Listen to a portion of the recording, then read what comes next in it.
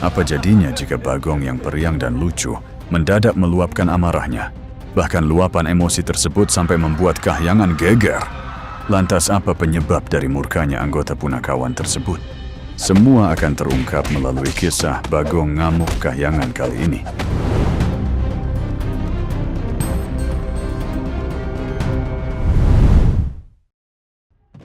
Belakangan ini, Bagong terlihat sering merenung. Bahkan ketika diajak ngobrol oleh Gareng dan Petruk, Bagong malah sibuk melamun. Ternyata Bagong sedang memikirkan tentang asal-usulnya. Dia tahu bahwa Gareng dan Petruk tunggal bapa dan mengenal tentang orang tua asli mereka. Tapi selama ini Bagong masih belum mengetahui akan masa lalunya. Sebenarnya Bagong sudah berniat bertanya kepada Semar.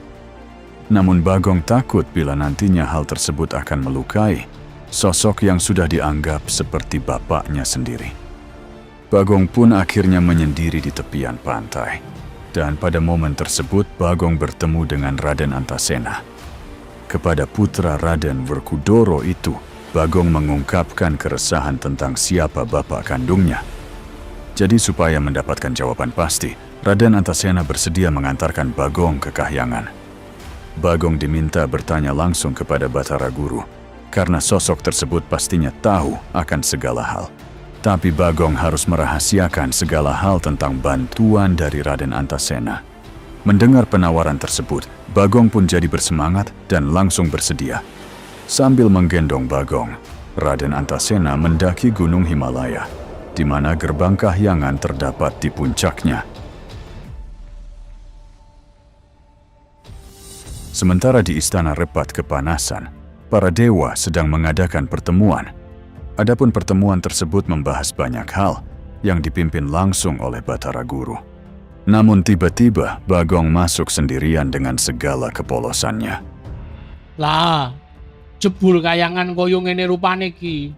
Walah, kok yo ada warga Merjo podo mampir ke sini? Kakang Naroda, dia ini anak dari Betara Ismaya yang namanya Bagong. Walah, yo tak kira-kira tu ngendi wong iki. Nopo sampeyan naminipun pukulun Betara Guru? Iya Bagong, ulun Betara Guru. Dewa lain tangannya 2. Kok sampeyan tangannya 4? Kalau mandi pasti lama ini. Bagong, ojo sembrono. Oh nggih pukulun, ngaturaken sembah hormat lan pangestunipun. Iyo Bagong, tak tompo. Kamu datang sendirian. Nggih pukulun, ngantos gobyos kula melampah. Ada perlu apa kamu datang ke sini? Saya mau tanya siapa bapak saya. Bapakmu ya Semar Gong. Wes tah jawaban klise. Kamu itu lahir dari bayangane Semar. Aku? Lahir saka bayangane Semar? Lah Semar ije duwe bayangane. Tapi memang Sang Hyang Tunggal membuat kamu dari bayangane Semar. Jawab yang benar, kalau ndak tak nguyu sak nggon-nggon ben pesing Kahyangan. Walah, nek diteruske gawe geger cah iki. Betara Indra, geret cah iki metu njaba. Karena membuat geger Kahyangan, Batara Indra pun menarik paksa Bagong untuk keluar. Tapi Bagong yang terus berontak, akhirnya langsung mengajak Batara Indra untuk berduel di pelataran istana. Lantas bagaimana nasib Bagong dalam pertarungan tersebut? Sebelum kita lanjutkan cerita, jangan lupa tekan dulu tombol like dan subscribe-nya. Bagong dan Batara Indra pun akhirnya bertarung. Kendati sering melancarkan serangan, Bagong sama sekali tidak melukai Batara Indra. Namun ketika Batara Indra menghajar Bagong, dia malah terpental jauh dari pelataran istana. Raden Antasena yang sedari tadi menyaksikan pertarungan tersebut langsung menghampiri Bagong. Tentunya Bagong merasa kesal karena Raden Antasena tidak melindunginya. Tapi Raden Antasena memberikan tips pada Bagong apabila ingin menghadapi dewa. Bagong diminta melakukan sembah hormat yang tulus sebanyak 3 kali. Kemudian pukul area tubuh di bawah dada. Raden Antasena berani jamin bahwa tips tersebut akan berhasil.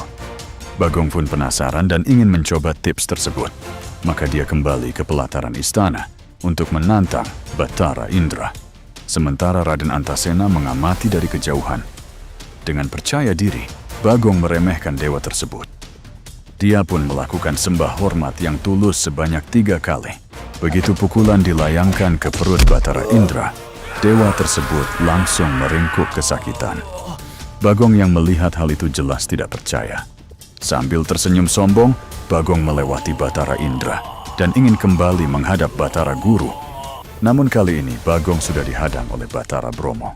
Raden Antasena yang melihat itu pun merasa Bagong dalam kondisi gawat. Dia pun merubah wujudnya dalam bentuk sukma dan menitis di tubuh Bagong. Bagong yang sudah dirasuki Raden Antasena langsung mengalahkan dewa tersebut tanpa perlawanan berarti. Kahyangan pun jadi geger dan Batara Guru akhirnya mengambil tindakan. Sementara Bagong meladeni para dewa yang menghadangnya, Batara Guru pergi menemui Semar. Sang Batara melaporkan bahwa Bagong saat ini sedang membuat ulah di Kahyangan. Batara Guru juga menceritakan perihal Bagong yang sangat ingin mengetahui tentang identitas bapaknya. Mendengar hal tersebut, Semar jelas merasa terkejut. Pantas saja berhari-hari Bagong tidak pernah kelihatan. Semar juga merasa prihatin karena amat memahami kebimbangan dan kebingungan Bagong saat ini. Kepada Batara Guru, Semar minta ditemani untuk menghadap terlebih dahulu kepada Sang Hyang Tunggal atau Sang Hyang Padawenang. Batara Guru pun mengiyakan, dan keduanya lantas berangkat bersama menuju ke Kahyangan Awang-Awang Kumitir.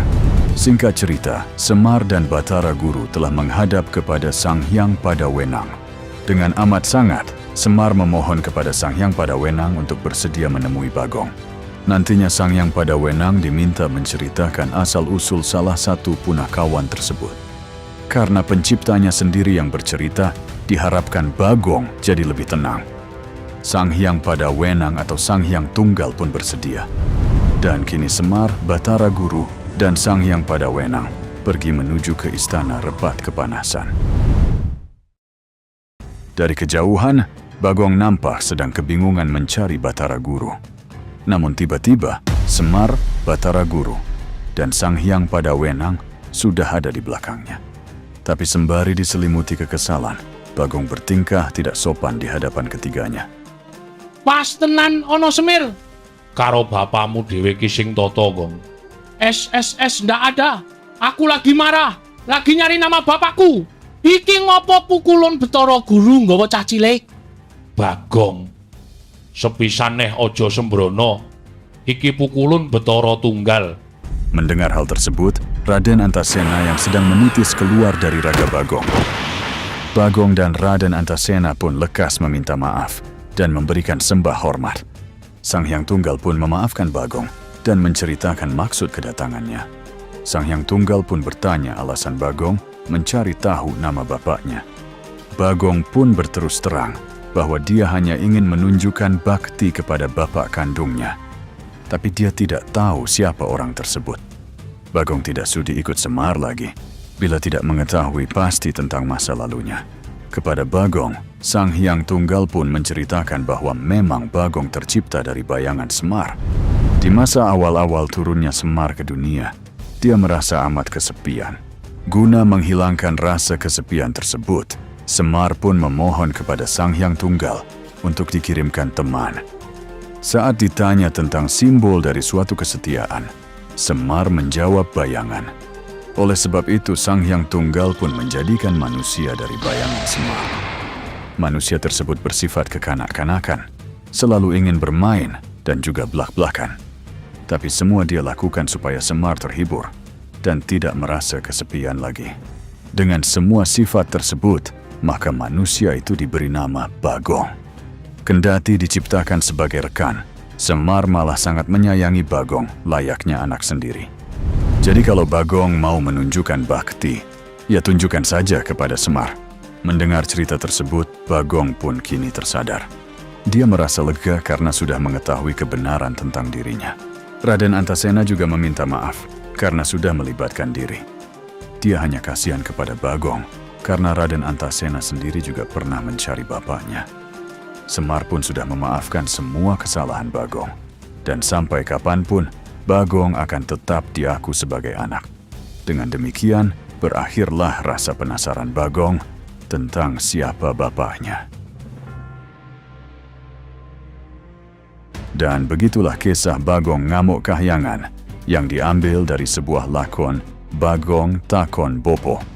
Masih banyak kisah dan cerita tokoh-tokoh pewayangan lain yang akan Jagat Bharata ceritakan.